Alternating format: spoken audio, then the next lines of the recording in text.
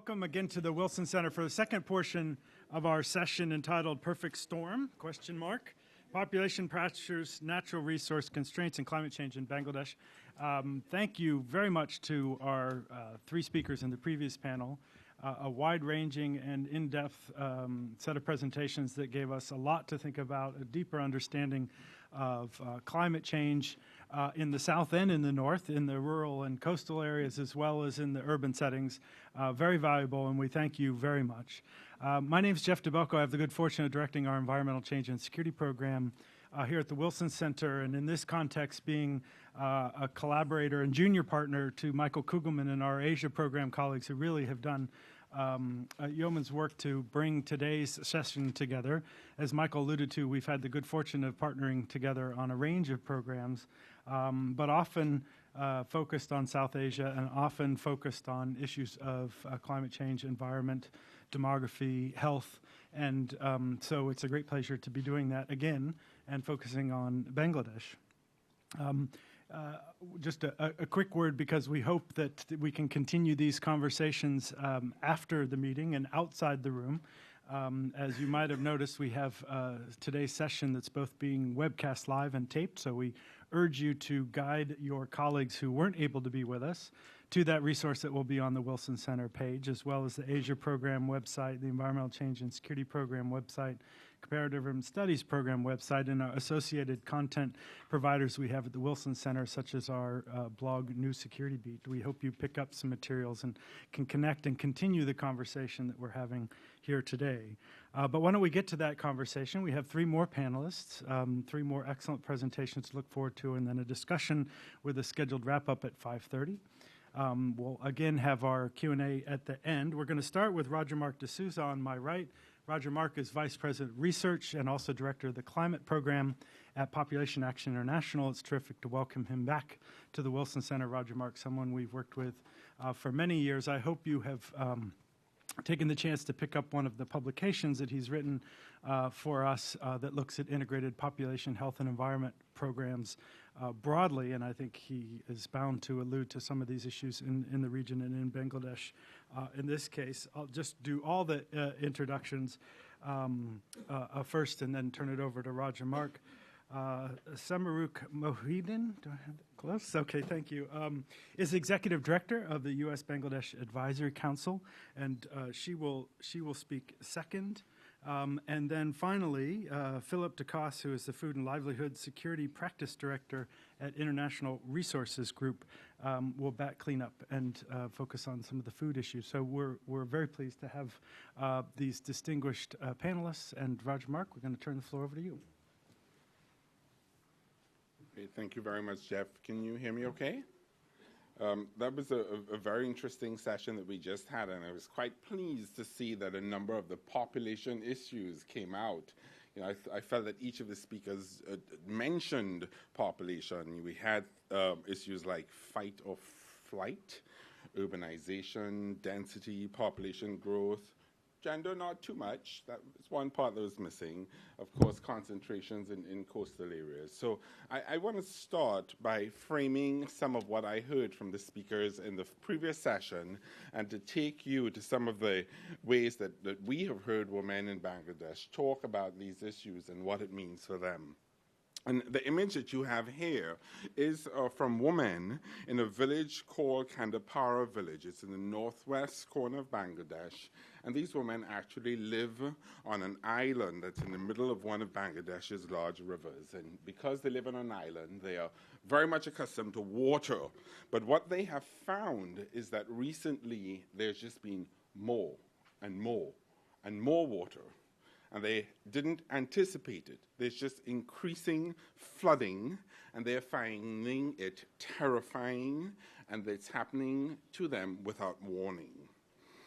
And they're finding, as they try to live their lives and manage this unanticipated flooding, that it's becoming increasingly difficult. They have managed to get together with a local group that has provided some opportunities for them to think about how they could manage this. They get together on a raised area, on a raised land area, and they sort of just wait for the water to go. And sometimes they just wait, and it could take weeks. And what they are finding is that this is having a direct impact on their life. They have become very involved in a disaster preparedness committee, whereas women, they're leading that committee. They're providing a flood shelter, they're providing an early warning system, and they're providing support for pregnant women and nursing mothers. Yet, the one element that they find in working with this local NGO that's providing some disaster relief for them is that they have not addressed their reproductive health needs. And as women, they are saying to local partners and local planners that this really is central to how we manage these issues, and reproductive health is critical. So I want to talk a little bit about this issue and talk a little bit about how we can calm the storm. And I want to talk about sort of 4 elements of calming the storm. What are some of the climate change and population vulnerabilities that we have already been talking about? What does it mean in terms of actualities on the ground? What are some of the impacts that we see, and how are women being adversely impacted? What are some of the links? Can we talk about population and climate change hotspots? And what opportunities does that frame provide for us? And what does it mean in terms of action that we take? What are the missed opportunities? So that's how I want to talk about opportunities to calm the storm. Let's start by talking a little bit about climate change and population vulnerabilities. And the image that you have here to the right shows the cyclone risk in Bangladesh, which we've talked about earlier. You know that there are many cyclones that occur in Bangladesh. I want to talk a little bit about the population highlights. We're looking at a population of roughly 151 million. We have heard earlier today that it's a very high population density. Population per square kilometer is about 1,142. Total fertility rate of 2.4. This is the average number of children that a woman would have during her lifetime. Life expectancy at birth for both men and women, 69 years. But it's not a very affluent lifestyle. We all know this. Roughly about 80% of the population is living below $2 per day. Contraceptive use among married women is about 56%. And yet, there's roughly about 17% of married women who are saying they would like to use contraception and they're currently not using. So the unmet need for contraception among married women is 17%. We look at a little bit about the population age structure. These are population pyramids that show from 1950 to today and how they're projected to change. Currently, about 1/3, about 31% of Bangladesh is under 15 years. It's a fairly young population. And the population that's more than 65 years is about 5%.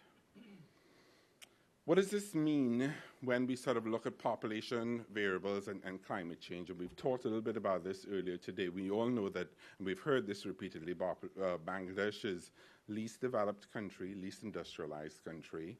On the Human Development Index, it's ranked 129 out of 169.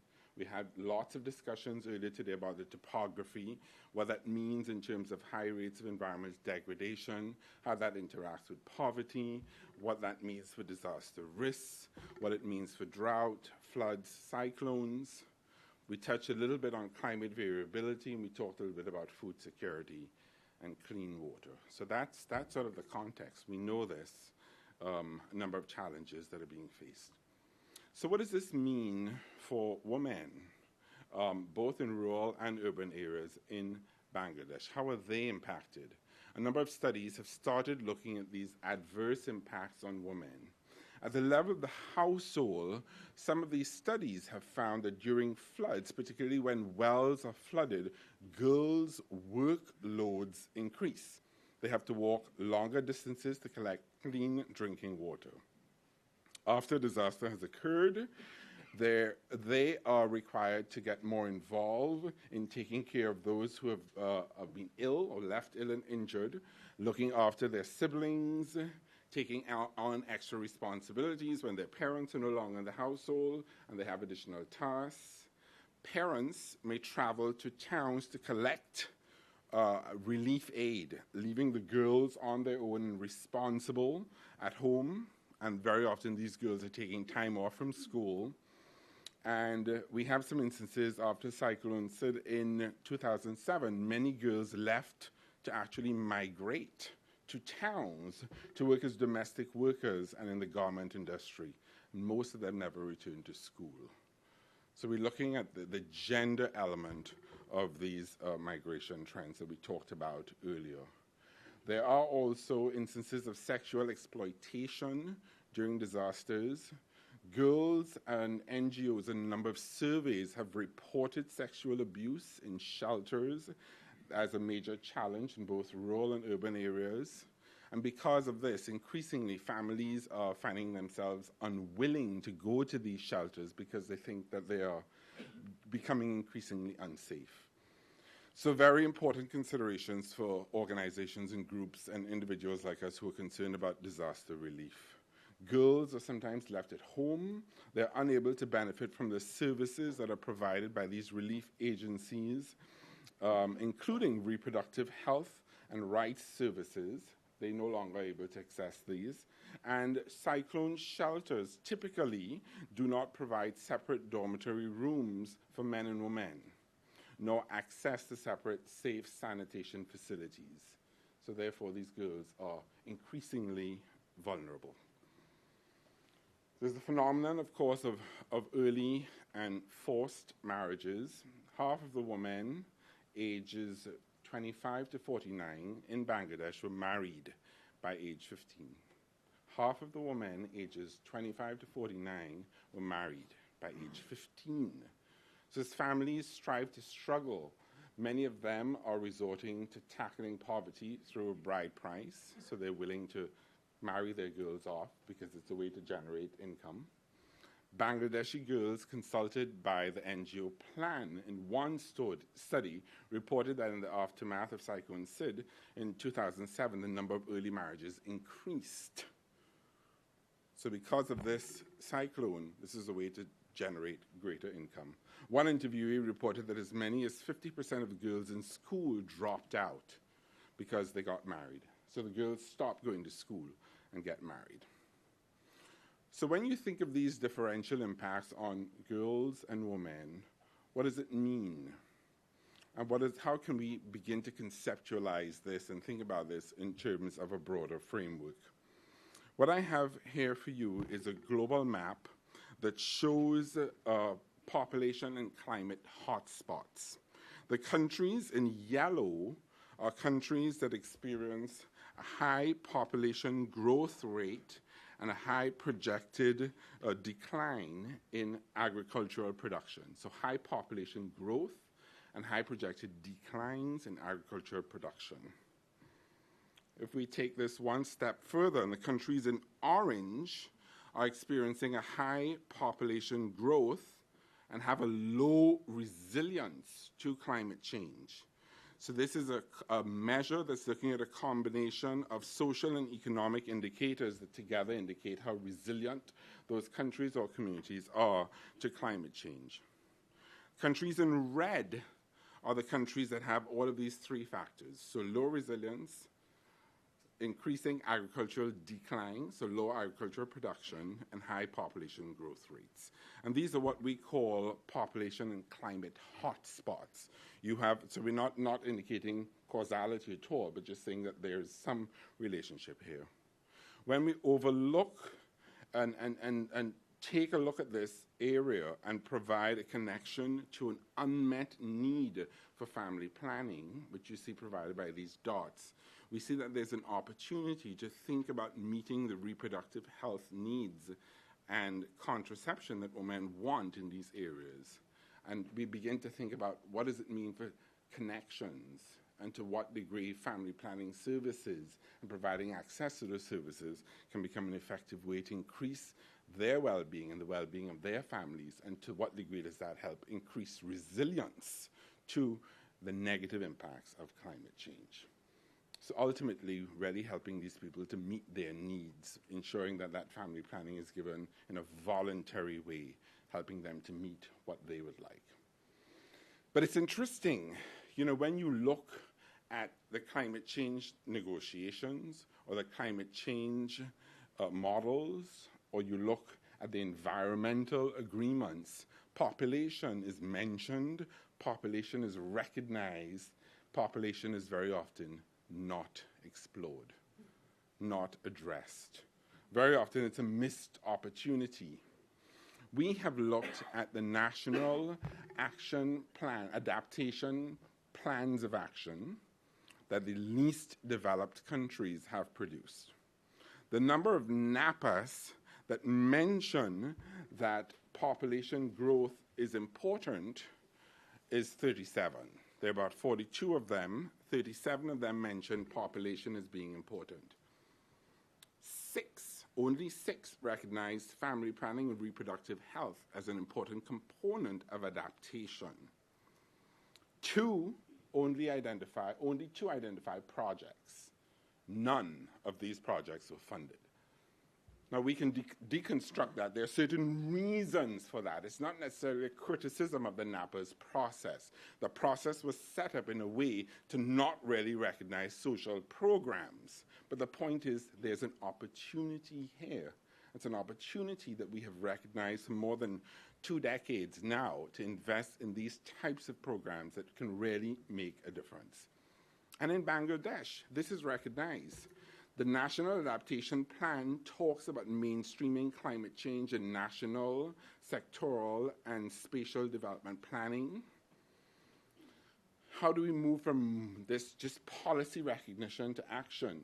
I mean, here you have an example of a climate change adaptation specialist who's saying that girls are more vulnerable and are need to be recognized different from boys, and we need to further that education. And this is important to climate change adaptation. There is some recognition within Bangladeshi national planning and climate adaptation specialists. So in order to advance this, recognize the role of population dynamics, reproductive health, girls' empowerment, and these voluntary programs, we must recognize that girls' rights and gender equality need to be integrated in the various components of national adaptation planning, that women and girls must be fully involved and must be granted the space and enabling environment to really participate. So if we really want to think about calming the storm, I invite you to go back to this group of women living on that island and recognize that they need greater access to quality education, that there's a greater need for protection from gender-based violence, and that there's a greater participation in climate change adaptation, decision-making, and risk reduction activities.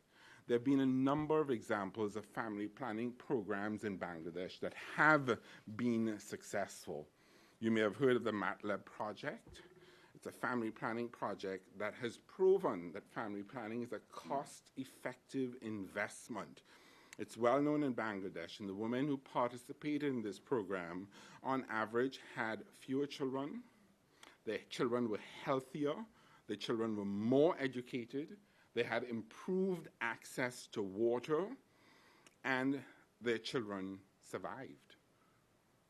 So they were actually saving children's lives. And in his introduction, Jeff talked about some of this programming that I have written about internationally.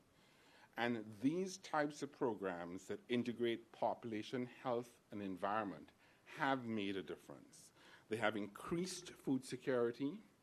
They have increased buffer zones to mitigate against the impacts of disasters. They have brought women more centrally to the development planning process. They have engaged young men in reproductive health programming. They have provided livelihood alternatives that have really provided opportunities to increase resilience, and they have helped mitigate disasters and the impact of disasters. So I invite you, as we move forward, to continue thinking about the ways that we can really calm the storm. I'm encouraged because you all spoke about population. We all do. There are opportunities to have meaningful, cost-effective, short-term impacts by investing in family planning programs and increasing resilience to climate change. Thank you.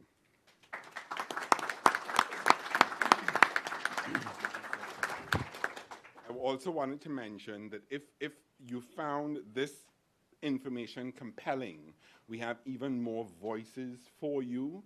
This Thursday, we are releasing a short documentary called Weathering Change. It will be screened here. There was a flyer for it.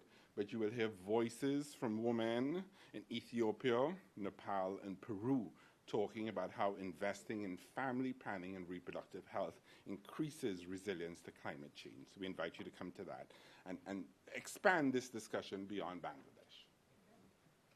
Thank you very much, Roger Mark. Your focus on adaptation and building resilience is well placed to connect to our second speaker. And so we will turn it over to you, Samarkand, to talk about the adaptation. Sure, feel free.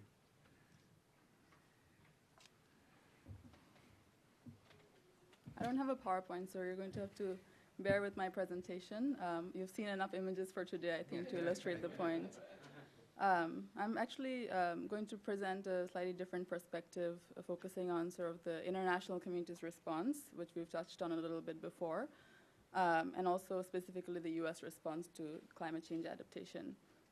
And the reason for that is, my organization, the U.S. Bangladesh Advisory Council, we promote dialogue between the U.S. and Bangladesh on a variety of development issues, and we work with Congress and the administration to promote development funding for Bangladesh, as well as greater trade ties and efforts that would essentially promote the center of living in Bangladesh.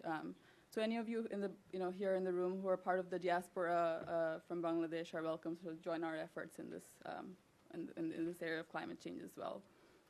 So I'll start off with a quote from Muhammad Yunus, whom all of you know. He said, "What makes a disaster is not so much the size of the physical event, but the inability of the stricken community to absorb it." And I think this is really important because in terms of the size of the event, we see sort of cyclones and floods at a massive scale hit a lot of countries, but when it comes to Bangladesh, the inability to respond is sort of very visible and striking. And one particular example is in '92, there was a hurricane in Florida, and there was a similar size hurricane in Bangladesh in '91. The death toll in Florida was 26 deaths compared to 138,000 in Bangladesh. So if you just compare, by scale, which also brings me to some of the equity issues of what the developed countries can do to promote development in countries like Bangladesh, where I think somebody else said earlier, most of the population still lives below $2 a day. As you've heard, one of our main problems is the topography, and we've heard from scientists and geologists in the room about what we can do to sort of remedy some of the issues related to that. But just on the ground, I've seen some of the impacts myself. The water is kind of coming into the coastal areas, and a lot of the farmers who are right now promoting crops in these areas are being affected because of the salinity levels and just in general the lack of agricultural land going forward. And on top of that, some people are having to move all the time. There's one family that I've spoken to that had to move their house 4 times just to go inland. And I think somebody else has mentioned the whole stress on the cities in Bangladesh too, because people are moving into the cities, and that's another whole challenge that we're having to deal with. And then we've also not talked as much about the public health impacts. There's greater dysentery and jaundice and a lot of public health concerns that are really coming to the fore as a result of climate change. So when we talk about adaptation, it's not just sort of building seawalls and just alternative sources of agriculture, but it's also a lot of other things that we've talked about, the impact on gender, which the previous speaker talked about, the impact on women and children especially, but also public health. What can we do to sort of really improve the infrastructure to deal with these issues? And in the meantime, the government has, in fact, published the National Adaptation Plan of Action. This was a while ago, but the fact remains that a lot of these great plans have not been funded. Which brings me to sort of what the international community is doing, because on the one hand, we also need to sort of get our own houses in order, and Bangladeshi politicians need to sort of have a united front and so on and so forth. But can we say that the international community has really sort of put forward the resources that it needs to? The Bangladeshi plan actually includes a stress on food security, infrastructure improvement, and capacity building. And within capacity building, it actually mentions a variety of programs that we've talked about, focused on women, focused on agriculture. But the funding issue remains kind of a question mark for a lot of these programs.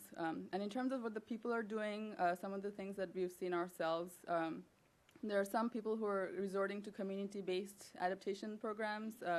And some of you may know what that means, but for one example would be where one community is creating out of water hyacinth plants these sort of baskets that they're using to float food and rice and fish to keep them dry. So as the water level rises, they're able to sort of preserve their food and the quality of their food. And they're also sort of using the same kind of mechanism to create gardens, sort of bigger gardens where they actually plant crops that actually move up with the water level. And on top of that, they're also increasing the elevation of their own houses with bamboo and logs and so on and so forth. So it's all very sort of makeshift.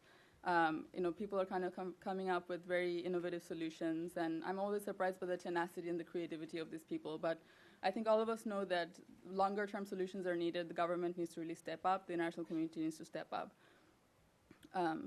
And as far as the burden on the country's development budget, right now we're spending about $100 million from our own budget to tackle some of these issues. But there's an estimate that the government gave itself, as well as the World Bank has certified this estimate, that 5 years of work leading up to about 2016 would require $5 billion. So it's not small change, and there needs to be sort of a lot more efforts need to happen to really sort of make the funding materialize. And in the international context, and we've seen the talks in Copenhagen and also in Cancun, the UN Framework for Climate Change a while ago, even before Copenhagen and the Earth Summit in 1992, they made the developed countries sign an agreement that they would, in fact, provide funding for climate change adaptation. The Annex 1 countries, US, Japan, Canada, Australia, Russia, and much of Europe, they all signed this agreement. And they also said that they would provide between 40 to 170 billion to the countries that are most in need, which are very big numbers. We haven't seen as much really come forward. And in terms of the costs of climate change, itself, we're not just talking about the lost livelihoods from the floods and cyclones or the disease burden only. We're also talking about, or even the loss of agricultural land. But there are also some short-term things that initially were overlooked, like, for instance, tourism for countries like Maldives or Bangladesh. So they realized later that the cost is actually much bigger because, some of the revenue actually comes from tourism in these areas, in the Sundarbans, and those were actually underestimated in calculating the cost of climate change. So, in fact, we need about $5 billion for 5 years, and it needs to be obviously streamlined and used effectively, but the price tag is actually rather large. As far as the U.S. goes, the response has been kind of lukewarm. We've seen, I'm actually understating a lot of this, but Secretary Clinton has said that we should focus on this. And at the level of administration, there have been sort of a lot of focus on doing something about climate change. But in terms of Congress, we haven't seen as much leadership. So that's where really things need to change. I think all of you are very familiar with that. So while the Republicans and the Democrats are fighting over some of these things, and people are actually seeing on-the-ground impacts in Bangladesh of climate change. But even in terms of the Copenhagen summit, Todd Stern, who's the chief negotiator for climate change, I'll sort of give you a quote that he himself came up with in the last meeting. He said, "It's absolutely ridiculous that the U.S. should have to compensate poor countries, because when the U.S. was running air conditioners and building inefficient cars in the 60s, we did not know about the impact on the climate." But I think that, Mr. Stern, being a lawyer, he should know that in the court of law, damages are damages. So even though the intent wasn't to damage the environment, the burden should really sort of fall on the rich countries to compensate the poorest countries. And in terms of some of the hard funding numbers, and if you want, whoever's interested, I can send some of you the actual tables where these figures come from. But from 2001 to 2009, the rich countries pledged about $18 billion, but provided about $1 billion. At the 2009 Copenhagen conference, the United States promised to provide about $100 billion a year by 2020 for climate action, and $30 billion as a fast start fund. It would be sort of $30 billion initially as an installment, increasing eventually to $100 billion. in Cancun in 2010, the United States also pledged to provide additional funding. And by additional, I mean funding that's not already committed to existing development projects. Because there was an effort to rebrand some of the existing projects on food security, health, and so on and so forth for Bangladesh. But then, people kind of pointed out that these are already sort of things that are happening, and we need additional funding for climate change adaptation. So although the climate change has these impacts on health, food security, et cetera, we need sort of funding on above and beyond what's already being provided. And they need to also meet up with the promises that were made in the international conferences. The UK, on the other hand, has been an exception. The British government has actually provided funding much faster for a variety of things, starting from building higher embankments to providing public health benefits and so on. So I don't know if it's because the UK Parliament somehow works better than the US Congress, but some countries are able to move faster on these issues. So we need your help to sort of make Congress work a little better on this issue. As far as fiscal year 2010, $1.7 billion was budgeted, with $448 million for adaptation, $595 million for clean energy, and $261 million for sustainable landscapes. So you see that the adaptation funding is actually smaller than the other areas, which are also very important. But right now what we're seeing is, apart from the lack of funding, or in general, just sort of the scale of funding, we're also seeing less of a focus on adaptation and more of a focus on mitigation, which is very important. We need to mitigate carbon emissions and move towards clean energy. But the day-to-day impacts on the people really can't be, I can't exaggerate it. It's really huge, and there needs to be sort of more of a focus on adaptation right away and not wait till 2050 for things to really go downhill. The Obama administration has actually really shown some leadership on this issue. They've talked about the importance of this issue, and also in the request that the president has made, there have been sort of really bigger impacts, bigger increases in the funding levels. They've asked for 3 times the level of funding that the U.S. right now is providing. But the battleground really is Congress. There's another quote from Senator Jim Inhofe, who some of you know is a famous critic of climate change. But he's basically asked Mr. Obama to kill the Global Climate Impacts Fund that he established last year. And he said that the eventual impacts, and I'm quoting here, of climate change on developing countries are hugely exaggerated and simply not true. So I wish that he were here in this room today to see some of the presentations. And in general, we're seeing a decline in the international affairs budget of the U.S., which not only funds climate change adaptation, but also a variety of other very important programs all over the world. Right now, a lot of development NGOs are really sort of fighting hard to preserve the international affairs budget, and it's just not sort of Republicans. It's sort of everybody who's a policymaker is making the case that this is international affairs is just not that important. The budget is not that important. And in fiscal year 2011, we've seen a 20% discretionary funding cut in the national affairs budget, and we probably will see more because of the fiscal austerity measures that are right now happening in Congress. In the meantime, in Bangladesh, they've actually benefited from some of the monies that came in from the World Bank. There has been this pilot program for climate resilience that's part of the Clean Investment Fund that the World Bank provides. And some of it has been used to fortify the coastline and also do a variety of other projects in the coastal areas. But some of these monies are actually in the form of loans, which has been a huge issue in Bangladesh. A lot of groups have come out and said, why are you sort of giving us loans instead of grants? Because, loans basically means we're paying twice for climate change. We're shouldering the impacts of climate change. Our people are seeing this every day, but then once we take the loan, we're going to have to pay back with interest, and this is paying twice for climate change, which I think is a very legitimate point. And I don't see how also Bangladesh can really repay their loans, because they're not really, the money is not going into income-generating projects necessarily. So there should be sort of a shift away from a loan-based program to a grants-based program. And eventually, if there are actually businesses that are handling a way to sort of fortify coastlines and things like that, then you can have some return from some of the funding. But right now, it's purely sort of a development issue, and it needs to be sort of handled in terms of grants. The other issue that's come up is sort of the credibility of their international organizations. The World Bank has not been seen as sort of a credible organization. A lot of the groups on the ground have talked about the UN Adaptation Fund. The World Bank, given its history of funding fossil fuel projects of over 40 years, I think there are some questions about how well equipped it is to sort of handle climate change adaptation projects, or even if it is, then the credibility sort of comes into question. And I'm not really here to comment on which agency is better, but I think that whichever agency sort of goes forward in implementing the projects needs to consult the stakeholders. And also it needs to be a country-driven approach rather than a development agency-driven approach. And we are seeing sort of an ongoing fight by some of the NGOs to make it more country-driven, so I'm very thankful for that.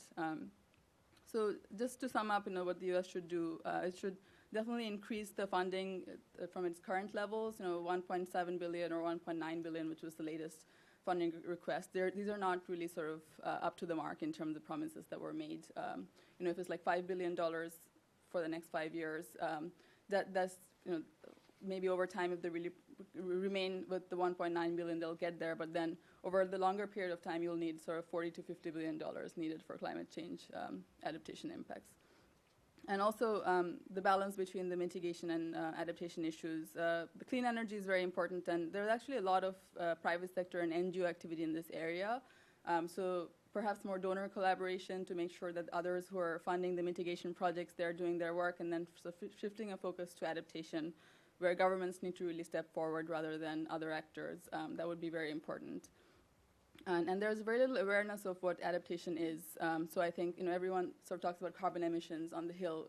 Even when we go up there, they'll talk about what is Bangladesh doing to install scrubbers and things like that to sort of prevent carbon emissions. But there needs to be sort of a greater awareness raising about what adaptation means and who is being affected, how we can really sort of shed light on some of these issues to get more funding into adaptation.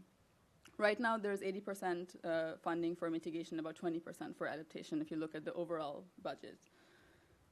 So apart from new and additional funding and a balance between adaptation and mitigation, just working with the other donors to make sure that it could be sort of any of the Annex 1 countries, including Britain, which has been extremely helpful in providing some of the funding so that a lot of replication doesn't happen. There is also an ongoing meeting is held in September about the role of the private sector, and that's also very important. This was actually at the transnational committee level of the Green Climate Fund, which has now been set up to address this issue in developing countries. And over there, the private sector is really talking about where it can play a role, which is also very important because the private sector is being affected by all of this, because they're not able to reach consumers in the longer term. These are all sort of U.S. markets as well, and markets for the developed countries. So they're seeing sort of a bigger interest for the private sector in these issues. But whoever sort of is delivering the assistance on the ground needs to sort of work with the other stakeholders and build credibility, because in Bangladesh there is still sort of resistance to seeing the private sector, the foreign private sector, come in and do some of these things. As far as the issue of security, I think somebody else in the earlier panel had talked about the relevance of all of this to U.S. security interests. And, I don't need to really, I had some remarks on this, but I'm going to refrain because I think it's been very well covered. But, Bangladesh is seeing sort of this people who are trying to cross the border, and not yet at a really big scale, but it will happen where people are trying to cross over to India. And, the U.S. right now is seeing India as sort of a counterpart to address a lot of the issues in South Asia in general, which is really important for longer-term stability. So it really can't afford sort of a diversion of interest on the part of India to this issue in Bangladesh, where the numbers of refugees are going to be flooding into India. So the Department of Defense has actually talked about it on a variety of occasions, the rising instability in South Asia and the impact of climate refugees and so on. But it really hasn't resonated as much with the other agencies or with Congress as much.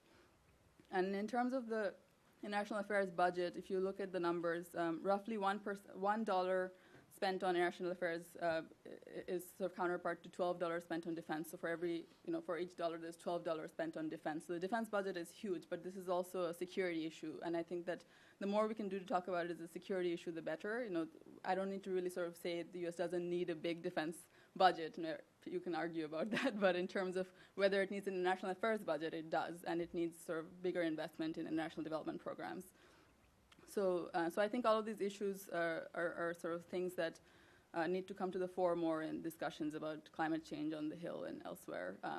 And in terms of the issue of justice, we don't need to underscore it as much, but some of the numbers I was looking at, for instance, it's estimated that 80% of the world's carbon emissions come from 20% of the richest people. And by 11 January every year, one person in an industrialized country emits as much carbon as a Bangladeshi emits in the whole year. So this is very striking as well. So it's an equity issue. It's not a charity issue. It's not a donations issue. And I think that we just need to reframe the whole discussion in that way.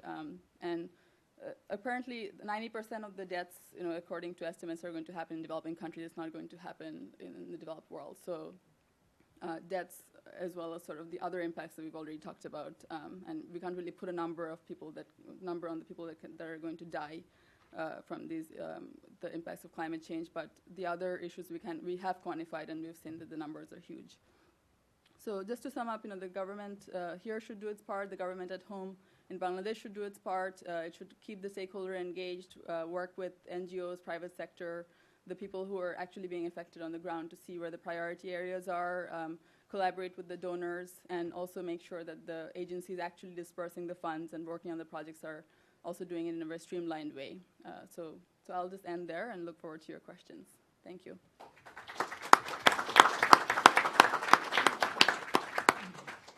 Thank you very much. Last but certainly not least, Philip.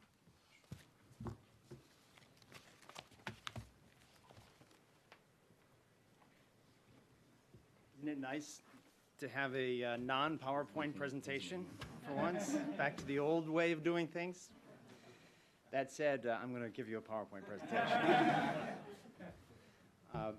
My name is Philip Dacos. I'm with IRG, and IRG is a private professional services firm, and in that capacity, I worked for 5 years resident in Bangladesh, principally on a USAID-financed effort to essentially share management of national parks throughout the country, and doing that by engaging local neighboring communities in their management and governance. So I continue to go back and forth from Bangladesh quite often, and I love Bangladesh. I find it one of the most interesting, dynamic, energetic places I've ever been. So now, because I work for a private firm and no one else does, I get to do some advertising. So fear not, I will not talk about who I work for. However, though, it's not every day that I get to be in a group of scholars here at the Wilson Center. So I want to mention here that this program that went on, USAID financed this for a number of years, has been for years extremely interested that scholars from the diaspora, where possible, provide opportunities to their students, doctoral, master's students, or whatever, to do research focused on Bangladesh. So we made an effort to compile a large compilations of data, of research reference material that would make anybody's field work and research significantly easier around the forests and protected areas. So if any of you have students with your programs, please see me and we will provide you with data to do that. Okay, that's just a brief one. I hope you'll pardon that, but as I said, it's not every day I get to be here. So I'm going to talk a bit today about, is it this thing? Yeah. Down? Yeah, there we go. I'm going to talk about a few points, and what I'm essentially going to do is really not so much push an agenda or push a number of strong recommendations, but rather highlight some very real risks associated with what is evolving in the climate in the coastal areas, and some significant opportunities that have arisen in recent years, and we may call them innovations. So, by the way, the presentations have been superb today, and I personally learned a great deal. Dr. Kalek's presentation on geology was excellent, and a number of others too. So this does not require much work. I want to highlight that these are essentially all lowland areas. We know that, and we've seen that. This is a map of the forest areas. We will look at this. Forest areas, as you know, in the Sundarbans, mangrove forest, quite significant. Central area has been forest intermittently particularly along accreted lands that have come up in the delta, and there are forests. Have been much more forests along the Chittagong Hills there over the years, and of course, a lot of that has been lost by. A lot of it was the brick fields. Whoever said that was right on, because that was a major factor in the disappearance of those forests.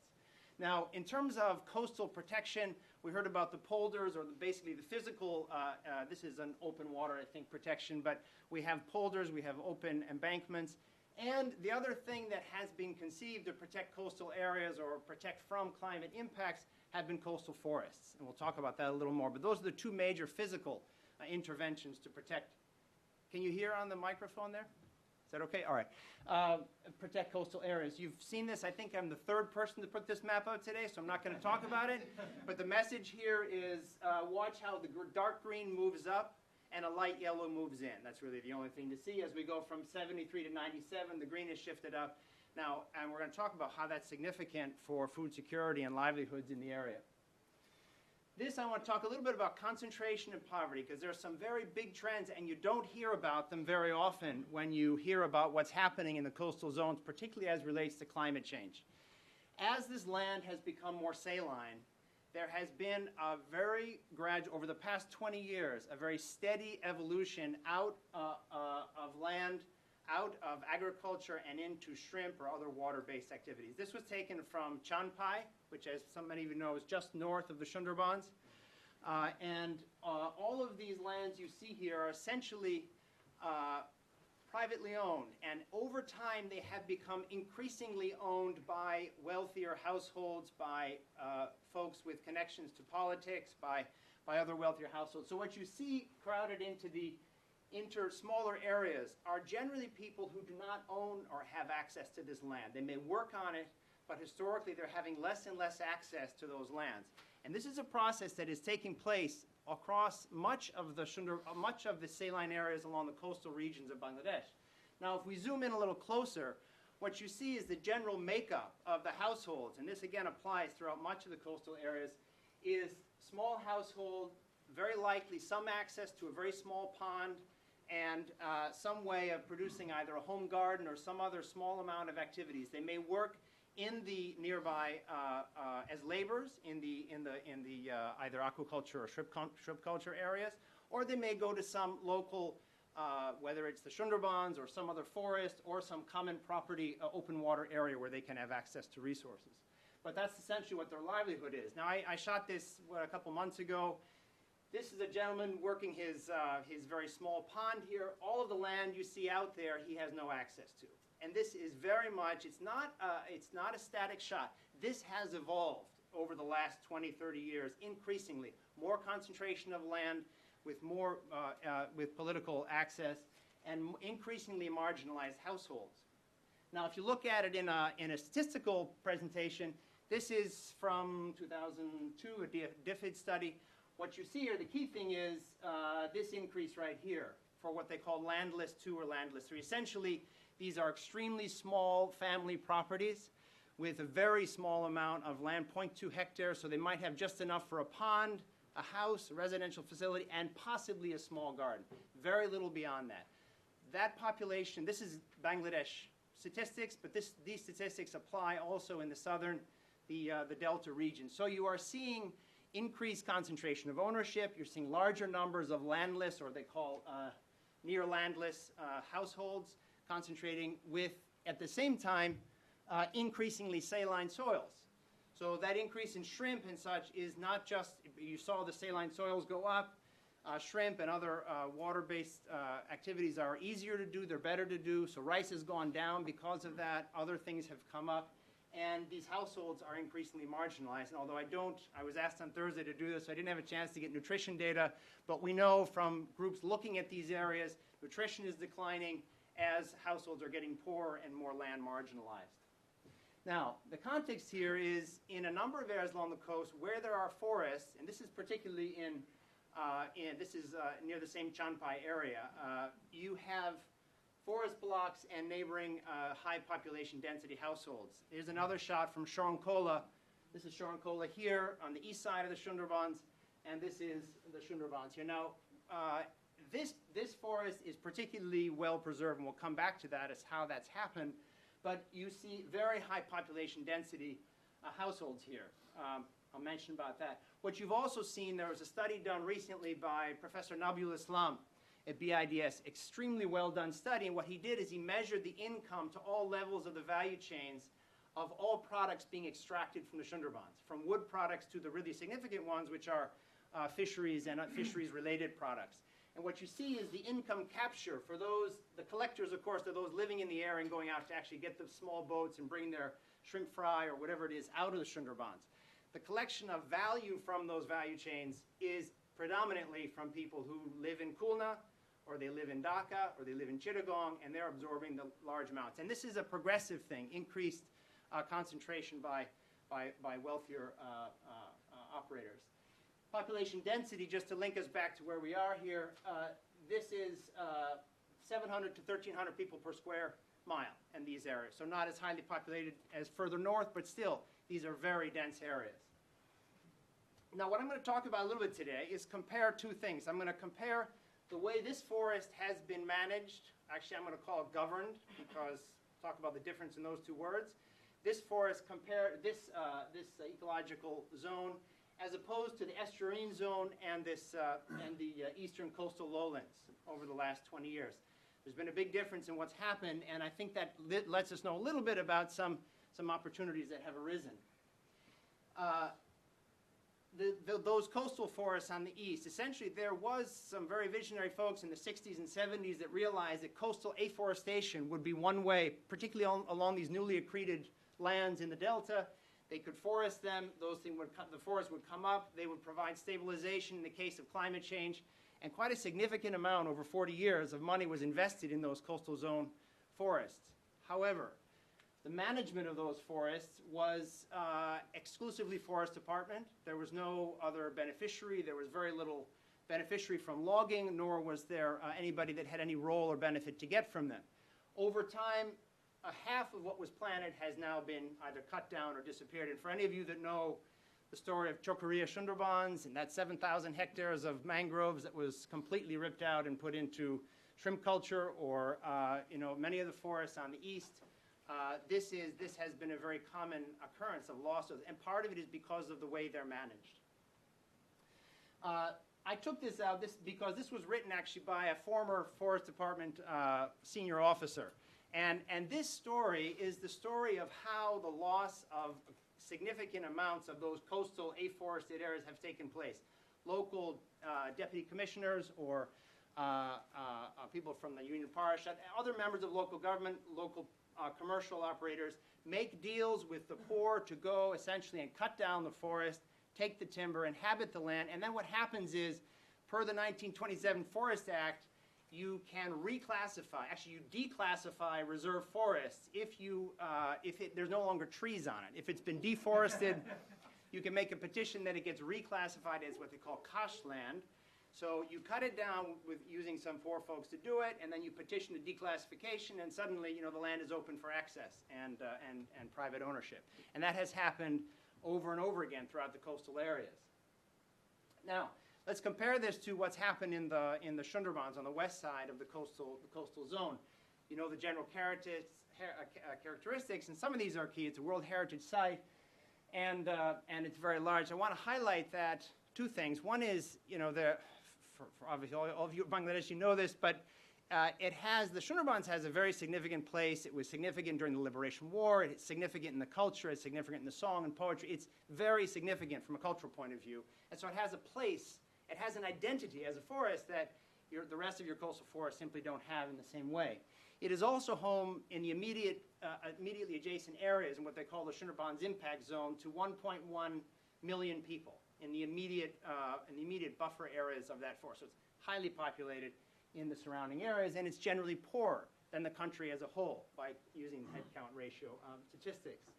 Now, and the government for many years managed it exclusively, and now I say manage because by manage I think of technicians in the Forest Department making technical decisions about what to do. So management plans and tree planting and et cetera, and cutting plans and all the rest. Over time, however, there have been a number of governance initiatives that were not in all cases made by the Forest Department that have had a significant impact. First was a ban on commercial harvesting about 11, 12 years ago. I'm not sure the exact date. That ban was renewed, and this was very significant. After Cyclone Cedar hit in 2007, there was the then Minister for the Environment under the caretaker government made a very courageous decision.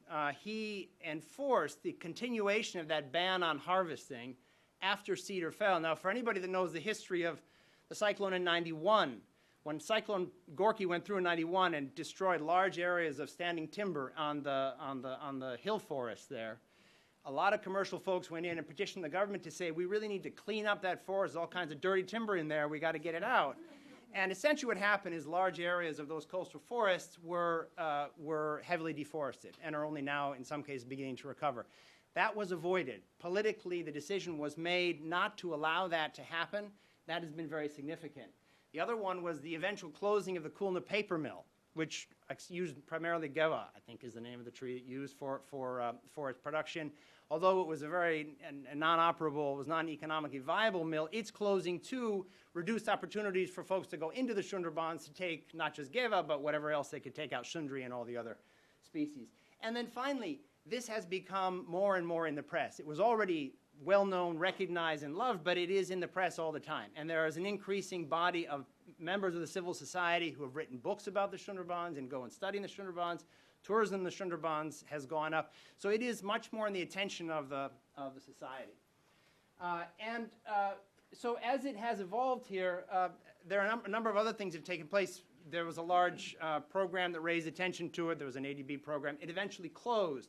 But that, too, what we have seen is a very slow, and there's no quick solution to this, a slow process of the Forest Department being increasingly open to dialogue with other sectors of society about what to do with this Sundarbans forest. And that has continued more recently, and the work that I was involved in, one of the pieces was Forest Department moving an agenda for what they call co-management, collaborative management, and it was at multiple protected areas around the country. But that approach, that is bringing communities in, et cetera, and dialogue, but formal sharing of not just discussions about the use of forests, but sharing in revenue, sharing in receipts, has also begun to be tested at the Sundarbans area.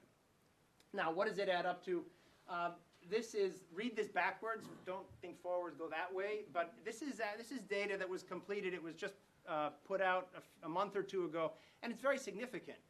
In a forest that's as densely populated in its immediate surrounding areas, and that provides revenue to a lot of people living in those areas, you see a decline in the forest. This is very carefully done statistical data from, I think, 250 or 300 sites randomly selected across the entire Sundarbans area. It was done together, Forest Service with U.S. Forest Service, Bangladesh Forest Department, U.S. Forest Service, et cetera.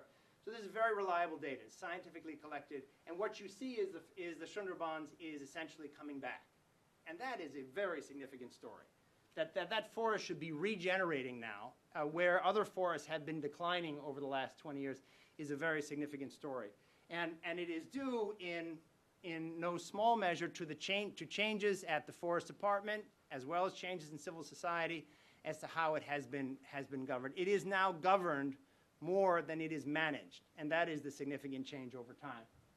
So I want to kind of highlight this in one specific way, and that's by comparing. There's a study done by a professor at Kansas State University who looked and just published something comparing the impacts of Cyclone Cedar in 2007, which hit right here, coming through the Sundarbans, and then kind of curled up this way, against Cyclone Gorky in 1991, which came in this way, right into the coastal lowlands, actually, and then moved in. And the immediate comparison point is the number of deaths. This is an astounding development, actually, that 91, many of the characteristics of those two cyclones were very much the same in terms of force, strength, wind speed, et cetera. But the number of deaths, 3,000 in the case in 2007 for Cyclone Cedar, and 140,000 estimated in 1991. Now, there are multiple reasons for it. Gorky hit late at night. It was harder to notify people, but the heart of it really was that there had been very significant impacts and developments by the government in cyclone shelters, but also in warning people that this thing was coming. Warning systems were functioning. But part of that story, not the silver bullet to it, part of it was the landfall, that it landed into forest. This forest, the forest that was extant and intact in the coastal zone, at least, and I'm not a geologist, so if anybody wants to correct me on this, they can. But the general argument is that by coming into the coastal zone where there was standing forest, it reduced the impact and certainly reduced the devastation that came from it. So, a couple of issues. Coastal zone and the salinity issue, I'm not going to take a stand on that because how soon it's clearly been going on for a while, it will go on. But I think we can say that the frequency, these coastal violent storm surges and coastal storms will continue. So steps to take to stabilize those will be increasingly important. And as someone mentioned here, the adaptation fund of, I think, $1.1 billion that went to, that I think is being managed by the World Bank, I think you referred to that, there is virtually no talk of coastal afforestation or coastal forest protection. Basically, there's no talk of ecological solutions for use of that money. It is more polders, it is more construction, more embankments. So the need for an ecological approach to this thing is more urgent than ever. But the other dynamic that's associated is the land that's available for the poor that are there is going down. It's becoming more concentrated. And so any solution is going to have to address how you deal with those increasingly marginalized households whose nutrition is going down as well. So let me go on to this to close with a final thought. What are the options for the poor? When we talk of food security for the low-income households, what options do we have? We have expanding production on the existing land base, and if you look at by and large, those proposals for improving food security in the coastal zone are highlighting principally household-based solutions. Well, if the households are on 0.2 or 0.1 hectare, you can only be so productive on that hectare. You can do your fish ponds with this, tilapia, but you're only going to get so far. And so that option is a viable one, but it's one that has to be combined. A second option is labor on neighboring lands or labor of other kinds off the farm, off the land that people own or reside on. And the third is some access to what are essentially public goods or public property, whether it's forests or whether it's collection points inside embankments where pooled fishing or aquaculture can be conducted. This needs to be in the mix of solutions. And right now, it is not to a great extent in a mix of food security solutions. So the ecological proposal for access to common property governed in some sort of way that allows for community participation and benefit sharing has to be a part of the solution for what's going on in the coastal zone. So if you go back to the three categories of forests, we saw the 91 impact on the eastern side. We saw the 2007 impact. Actually, Alia kind of landed north of where Cedar went in, so it was a slightly different case. But if there should be a cyclone that goes up into that estuarine zone, very little forest, very difficult to protect, high poverty, high salinity, it would be a catastrophic event, as I guess those who look at this know. And so providing other means, other income means for those that live in those areas is critical as a way of, as well as addressing the physical strengthening of the coastline are equally important. Thanks very much.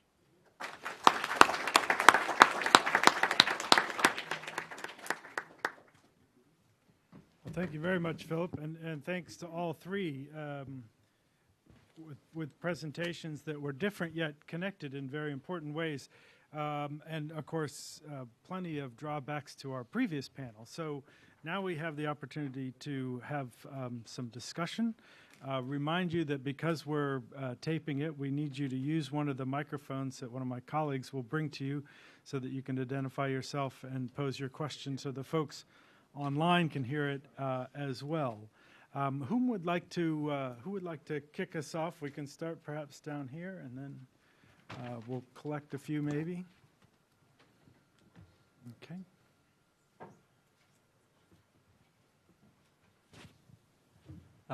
I'm Dr. Shahid Rob. Sorry, I didn't introduce myself earlier. I'm a practicing architect and a former lecturer, guest lecturer at MIT. I'd like to sound a hopeful note that I maintain that perfect storms produce the opportunities for creative thinking, creative opportunities. And in this respect, if I can give some, for example, Dr. Adnan Moshe's theory about deplotting. I was involved, Bangladesh and Singapore have similar, they're completely different sized countries, but similar population densities. And they had similar economies back in the 70s. I was involved in the planning of the new campus for the National University, the Kentridge campus, which is moved up the hill, which some of the universities in Bangladesh need to do too. But at that time, they did a study giving a plot. They studied Dhaka plot distribution, and they decided if they followed that, then all of Singapore, 90% of Singapore would be slums, 10% would get the plots. So they decided not to do that, have high-rise apartments for everybody, and that has worked. I went back there in the 80s and just went back there in last December and saw how that progress.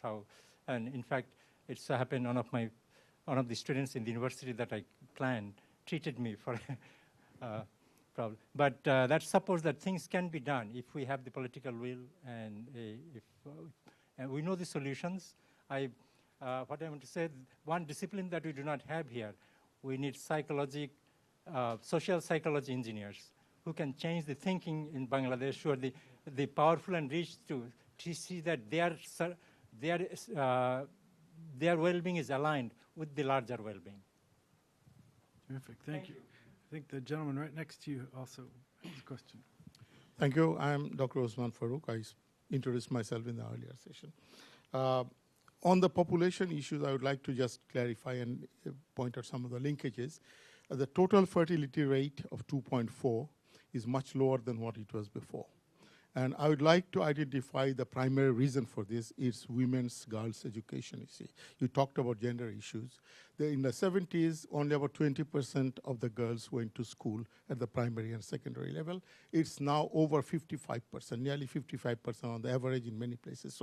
And that has happened because of a very proactive program of the government, which is a girls' stipend program, and you cannot get married as long as you're getting this stipend program, you see. So that has reduced the total fertility. I'm mentioning this because you simply cannot do a population control in order to do better. Also, other linkages which you have to issue, and I think girls' education is one of the things which is achieved this year. 80% below $2 a day. So I was in the World Bank when this $1 a day was coined. Now it has become $2. I have very difficulty in addressing those. It is more logical to tie it up with purchasing power parity. See, if you talk of $2, $2 will not let anybody survive in this country, but $2 may allow a survival livelihood. So this data has to be sort of looked at more carefully. Family planning. I thought Bangladesh was always regarded as an example in family planning successes. It's a Muslim country. People think it's conservative, but the uptake of family planning was good, and the population growth was possibly reduced to 1.8 to 1.9%. Now, people say that that data needs to be revised, but I am surely confident that Bangladesh, the society, from the point of motivation, it represents a success story in terms of family planning. There are a lot of other things I talk about, but let me be. Coming to Shamrukh, I am very pleased that you mentioned about the resource issue. In the last session, we heard a lot of initiatives, inertia on the part of the government for which the initiatives can't be taken, like urban decentralization and urban planning and other things. And my question, I didn't ask it, was what is the price tag for that? Now here also, you mentioned about it. There is a price tag even for addressing these climate issues and disaster management. So when you put all of this together, where does a resource poor Bangladesh stand like? Given the fact that the worst offenders to climate issues, namely the industrialized countries, are not coming out with the money. And you mentioned, I congratulate you because you are telling it's not a question of charity or giving.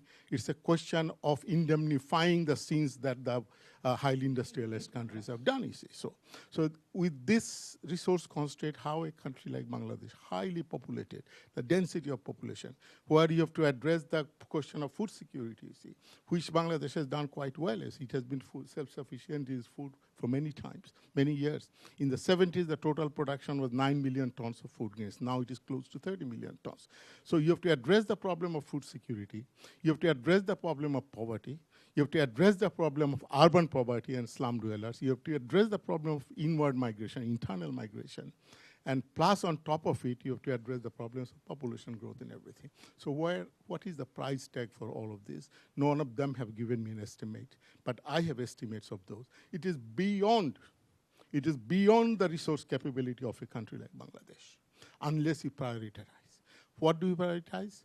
I think feeding the people, food self-sufficiency. That's what Bangladesh has sort of emphasized right from the beginning, that you have to feed the people first.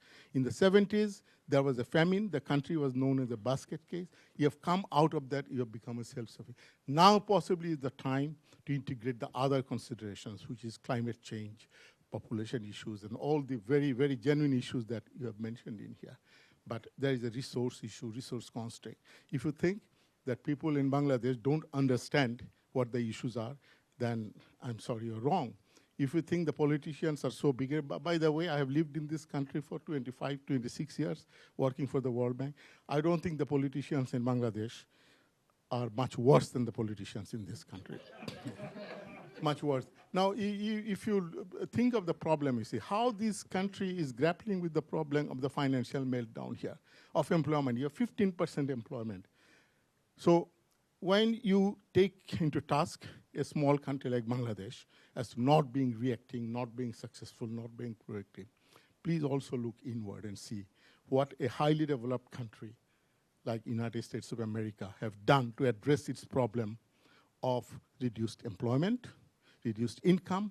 People are becoming homeless. People are starving. This is the way. So I would like a little bit of a compassion on your part when you discuss about the problems of Bangladesh, its failures and successes, and also see how we can build a partnership which requires a lot of resources. Only talk and no resources is not a question of charity. It's a question of international fraternity in the global world. Thank you very much. Thank you very much, sir. I think the point of Michael and the Asia program and having this is exactly to bring these issues up and to have these dialogues that you're talking about. And I don't think Samark, for example, left our government unindicted in these issues, to say the least. Nor do I think anyone is suggesting that. Why don't we collect a couple more and then we'll give our panelists a chance. So the gentleman in the middle and then over here. You bring the microphone just to have a conversation.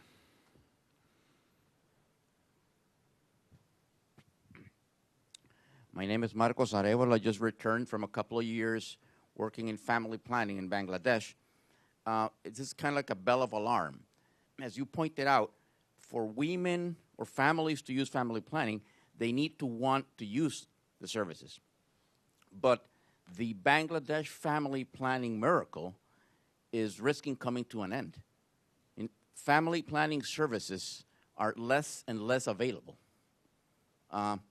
International organizations, local NGOs, are trying to come up with services, but when you have such large numbers of women needing it, you have close to 30 million teenagers and preteens who are just entering reproductive age. I mean, that big tsunami is going to require family planning services, and those services are not there now, and they're not going to be there. So, as I said, this is a bell of alarm. Mm-hmm. Okay, terrific. If we could pass it just down to this gentleman, and then we'll give our panel a chance to respond. Thank you. Yeah, let me, for the lack of time, let me go straight to the question. I've heard enough of politics, economics, all those things, geology. That's right. I have one question as an economist. If I were to wear my economist hat and I was learning grade 8, 9, 10 about this Malthus theory, is Malthus theory applicable for Bangladesh, that nature will take care of the size of the population? Okay, so we have a panoply of possibilities. Who would like to start? And we can divide and conquer. We have all sorts of questions that we can tackle. Why don't we give the panel a chance, then we'll do another round. Sure. Roger Mark, would you like to kick us off? Sure, thanks very much. I think a number of really good questions and reflections. Let me start with you. You know, a lot of what the way that Malthus articulated his theory was around food security, food production, increasing numbers, what it means for the decline. We've moved away from thinking along those lines. You know, there is much more of a stronger focus on providing voluntary family planning. I think this relates to what you have highlighted, whether there is access to services and what are the multiplier effects. I think some of the success stories you have talked about with regard to Bangladesh reflect that there is a myriad set of benefits that come from a relatively low-cost investment in these programs in a short period of time. But I would again stress that I do think that there is a missed opportunity. I mean, you've laid out a number of priorities. How does a country like Bangladesh decide what's the biggest bang for the buck? What are the best investments? And what we have found with these programs over and over again, it's because this is what these women want. They're really the ones who are charged with the well-being of their families, and the return on that investment is quick, it's effective, and it works. And, you know, really getting to that point and that recognition and articulating the best policy and program approaches to get us there as quick as possible, and really supporting the political will to get us there is really what works. Go ahead. I think already the questions have been kind of answered, but with regard to the resource issue, you know, the price tag has been made very clear by the government. It's $5 billion for 5 years, but then the developing countries have said we need between $40 to $170 billion a year by 2020. So it's a very high price tag. I don't know how the numbers were done, but it's definitely beyond what's currently being provided. And we need to sort of generate support from other stakeholders as well. You know, governments themselves are always sort of fighting with domestic constituencies to with regard to national affairs budgets and development budgets. So if we can engage the private sector or NGOs who have resources and have a collaborative approach to addressing this issue, that would be great in terms of resources. With regard to family planning, we don't really follow this as much, but from what I've seen in Bangladesh is that, you know, it's kind of making good progress. The services are still not widely available, but some of the awareness campaigns have worked. You know, I remember growing up in Bangladesh, there was a campaign that was on TV, you know, through ads and through billboards saying, whether it's a girl or a boy, one child is enough. And I think that's resonated with a lot of people. The fertility rates have gone down because of education, but also because of awareness issues. So I think we are making progress in that area, but more needs to be done. I would only comment on the Malthus issue, and the answer is no, I don't think. What I would say is that, you know, I think the studies show that there's considerable scope for increasing productivity still of a wide variety of crops, and so in the agricultural sector, I think there is opportunity to grow.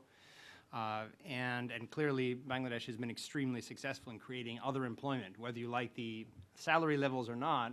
There have been other outlets, so migration has gone off farm. So there's been a lot of opportunities. I think that one of the big challenges is going to be are decisions being made which are setting Bangladesh back in terms of whether it's the way it approaches agriculture, whether it's the way it whether it's the equity issue of who is it larger farms getting larger, which has generally been the case, because at some point, if as that continues to happen, there will be, we've heard today about transient populations or migratory populations, and at some point the risk will be from decisions which increase the risk of those events happening, whether disgruntled populations that can set it back. But that would be my answer there. Okay, why don't we take some more questions? And while I think there was one down here in the middle, ma'am. Yes. So Teresa, yeah, you're good. Okay, good. We got it. Ed, did you have your hand up earlier? Yeah, I did. Okay, why don't we bring the microphone over there? I'll just say while we're getting to Ed, I think one of the things that struck me, kind of combining Philip's presentation with the gentleman from the bank. In terms of talking about the kind of comparative institutions and the differentiation of our perspective of kind of when we think climate change and think of vulnerable countries, we always think of Bangladesh, which is both true, but also Philip's presentation shows that there are all sorts of, there are multiple stories there. Some of them done better in those terms, some worse, and then there's some real models that the rest of the world can learn from. We talk a lot in terms of climate vulnerability in this larger discussion, and I think too often it's seen as kind of Bangladesh up here and wealthy countries will build their way out of it, when in fact there are all sorts of vulnerabilities for wealthy countries, in part because we're so used to not having that vulnerability and variability that is day to day. And so a much larger discussion of what it means to be vulnerable and differentiating that case within cases, as you've done, and across cases, I think is very valuable and something we're certainly trying to do here at the center. Ed? Yeah, I wanted to ask a question, making a comment at the same time, and that is, the gentleman across the way there posed a question about resources, and you are thinking of dollars, and we think of just basic biological capacity kind of resources. And I think the last speaker talked about 2/10 of a global hectare, or 2/10 of a hectare per person. Yeah, well, it turns out that when you look at the global average productivity of land around the world, that figure fits very well. It's about 0.25 for Bangladesh per person. But the problem is that it takes about 10 times that amount to have a not even average life in on this planet. So we've got a fundamental imbalance going on. So my question is, and I'll put this to Roger Mark, it's kind of a philosophical or a generalized question. Do you really think we're going to calm the storm in the long run? Or are things just going to be getting worse and we're just trying to make them not quite as worse? Okay, so we'll give you a chance to think about that meaning of life question. A lady in the back, and then we'll come over to the gentleman on the side. And gentleman. My name is Christina Rosario. I've been a development worker in Bangladesh for many years. And throughout these sessions, I mean, I know we're talking about climate change and we've spoken about water and things, but I was hoping words like arsenic and other issues would be brought in, because what will happen is water and the quality of water is going to be a very big issue. Not just water seeping in, but with all the costs, the poor people have to pay for water to drink.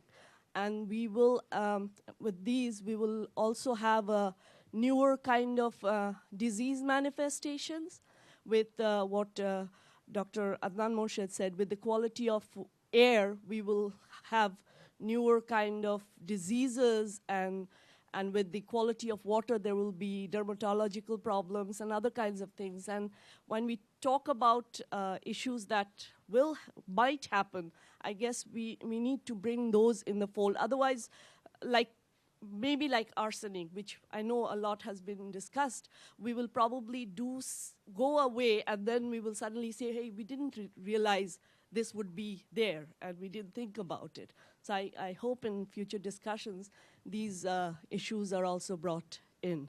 Mm-hmm. Thank you for reminding us of that additional stress. I think the gentleman on the side, and then we'll get these two in the middle.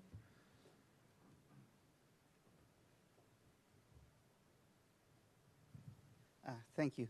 Mahmoud Farouk from the Consortium for Science Policy and Outcomes. I have wanted to add another data point to Phil's presentation of the two cyclones. But before I do that, I think we started this conversation talking about the messiness of democracy. And I would like to offer the third point, which is Burma. They had that cyclone in 2008, and where 134,000 people died. And with all that authoritarian power that they had, they couldn't deal with it. And if you take the 1991 point, Bangladesh was just coming out of a military regime. And all the things that in the 2007 Sidr cyclone was the things that were put in place in 1991 and following that. So democracy, with all its messiness, still allows for the creativity and those opportunity, and that gets lost in the macro story, but you captured very beautifully in the micro story. So I wanted some feedback on this notion that we are very inefficient, but it's that inefficiency that also allows for the creativity. Okay. If you you could just pass it across the middle, and we get these two gentlemen in the middle. Thanks. Thank you, sir. I'm Aldo Benini. I've been in and out of Bangladesh for 30 years, working primarily with multi-sectoral rural development NGOs, chiefly in the northwest, in the Rangpur Dinajpur area. I was very impressed with what you had to say, sir, on, I need to look up your name, Mr. De Cosse, about the opening of the forest departments from a strictly management to a co-management, or as you like to say, governance style of working with the affected populations. And my question is this model generalizable within the climate change problematic to other areas as well, substantive and geographical, or does it hurt fairly soon a limit of coordination capacity? I've seen similar initiatives in union-level-based federations of poor people who relate to union councils and to sector ministry, field administrations. Some of this works very well, but it's also quite obvious that there are limits to what these groups can do in terms of their power and in terms of coordinating several stakeholders that need to contribute in order to make something effective. I'm very much interested in to what extent this can be generalized in the climate change perspective. Thank you. Terrific. And then we'll get the gentleman right there behind you. Thank you. Hi, thank you. Mohammed Hilmi from Interaction. Some of the speakers has compared the two cyclones and how much it made a difference, primarily because of the government's initiative. But still, it is one of the underreported disasters, and millions of people lost their houses, as well as the amount of resources allocated to Cyclone Sidr was very, very low still. But my point is, again, a couple of speakers mentioned this. I was there, not with Interaction, but different organization, just after the Cyclone Sidr, and there was a coordination meeting, and I'm going to name names, but a lot of NGOs, others, agencies came in. About 50-odd people was in the meeting. I saw 2 Bangladeshis. I think this is one of the key issues that we always forget, that unless you involve the local community as an equal partner, we will be talking about this for the next 30 years.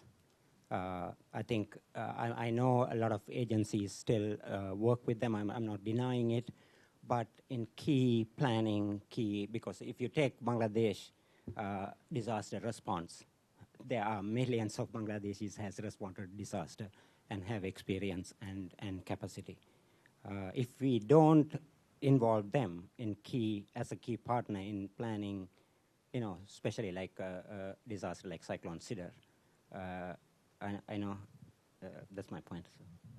Terrific. Thank you very much. Well, why don't we give the panel another chance to respond to questions on we had talked about calming the storm ultimately, or arsenic and quality as well as quantity issues and larger health questions, the messiness but potentially and inefficiencies but potential effectiveness of democracy, externalizing the case and the lessons for Philip and importance of local participation. Mark, you want to start us again? All the small questions, huh? Well, thank you very much. I think it's very stimulating to get such a wide range of I think, very provocative questions. I think many of them get really to the root of a comment that we heard, I think, from you earlier, where you said, who's missing from the panel is the social psychology engineers. And I think, Ed, that sort of gets to your question and look at questions around scope and scale and impact and social systems. I would say for me, it is calming the storm. The storm is always going to be there. How do you manage the impacts of the storm? And I would say in the work that I have done, seeing the role that both women and youth have played in developing these systems have been very effective.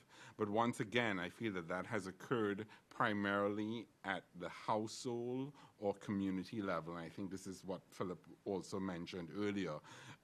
So that there are opportunities to think about very systematic ways of scaling up those approaches so that you have a very clear sense of what is the evidence for success, that you work within systems to ensure that it gets on a policy agenda and that it stays there, and that you're mobilizing groups around it so that there's increased attention and mobilization of resources so that it really does take root.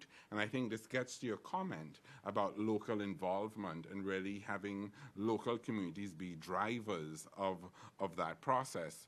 And I would say it was interesting to me that you said that this was an underreported disaster. You know, I think the role of the media is very important in bringing attention and keeping attention to these issues. So for me, it's a combination of who are the participants, what are the levers to get social change, how do you get that entrenched, and also recognizing ultimately you're just finding ways to calm the storm. I don't know that we ever will really fully deal with the storm. We know that the storm will always come. How do we reduce the impacts of it? So that's a little bit of how I see it. With regard to your impact, your question on water, you know, once again, I go back to Rio and the precautionary principle. And once again, I don't think that we really act as much as we should, taking into account the precautionary principle, which is we, you know, do no harm. We really want to act now, and it's just taking into account the various levers in society that are, be it the private sector or lobbying interests, that inhibit us from taking action that won't have those long-term impacts. So just as sort of a couple of thoughts in response.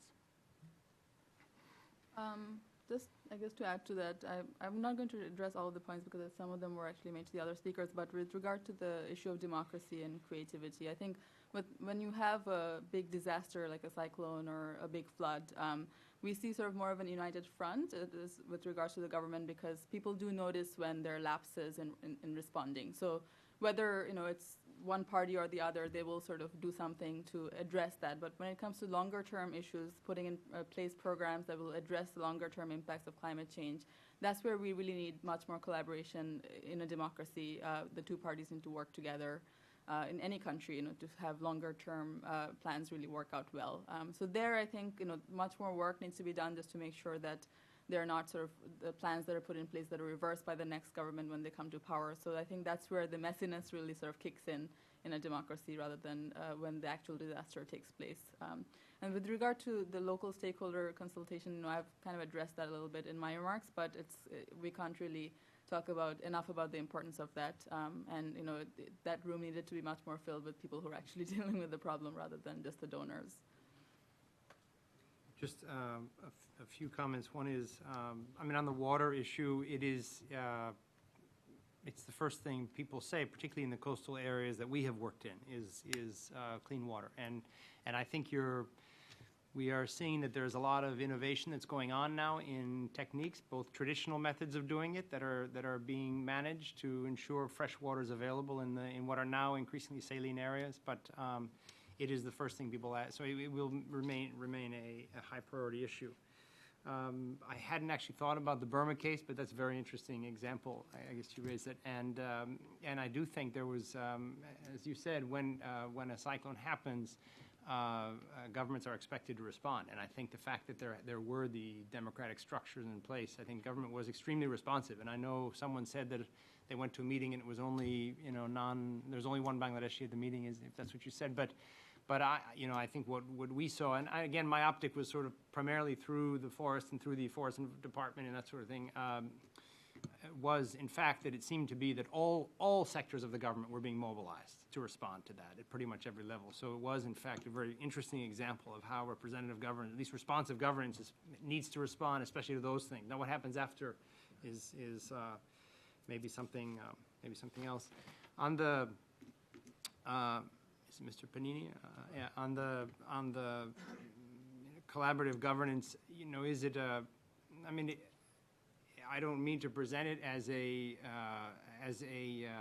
as a solution that's done and fully underway. I mean, as any of you know who watched the news in the last 2 years, Forest Department has had its issues with respect to transparent governance of the forest, and those issues remain, as they do in all departments. But so these things are, you're never quite there, but I think what we're seeing is that, in fact, we had, when we began, there was a very far-seeing or visionary member of the Forest Department at that time whose response was that in the same way that communities in many areas demand opportunities and access to social forestry, we would see them in 5 or 10 years be demanding access to sharing in the governance of larger tracts of forest, particularly open access forests or wetlands. And so that is, I think that is happening increasingly. Is it a model? The thing that's a little bit unique about that governance model is that it does not align cleanly with the Union Parashad or with decentralized, other local decentralized governments. And that was done very intentionally. So Union Parashad are represented, the DC is represented, Forest Department has a key role to play, but it was very deliberately done to kind of create a balance across structures of governments which have a heavy political influence and representatives of those directly affected by the resources involved. So it's not the solution. There are certainly other models that are going on. The wetlands there are some very interesting things going on in the wetlands. There are some hill tracts opportunities, but I think out of those, yes, there are models which are coming up, which can be applied and generalized, I think, depending on the resource at hand, whether it's education or whether it's forests or wetlands, et cetera. So there are opportunities there. And then, yeah, that's all. I think that's my answer. Terrific. Well, this has been an excellent round of questions and giving our speakers an opportunity to elucidate some of their remarks. It's also, I think, been an excellent day when you put the two panels together. We've come to the kind of end of our time for it, but I do hope that, as both Michael and I have both said, that you will avail yourselves of some of the means that we try to provide, whether it's the video or the write-ups or the slides and such, to share the insights from today and continue this conversation with folks not just in the room, but outside the room, outside the country, certainly outside the Beltway here in Washington, to continue the conversation on these very important topics. I again want to thank Michael Kugelman, Asia Program, and his colleagues for all their energy in bringing this together. Thank our panelists here and our panelists today for really bringing us quite a diverse set of issues that are yet connected in very important ways. And I think part of our endeavor here in formulating the conference was to have some of these cross-section connections between the issues that can so easily be discussed in their own individual sector, whether that's about one country or many countries. And so I think we've succeeded in doing that, and I thank you for your participation. Join me in thanking our panelists for an excellent session. Thank you.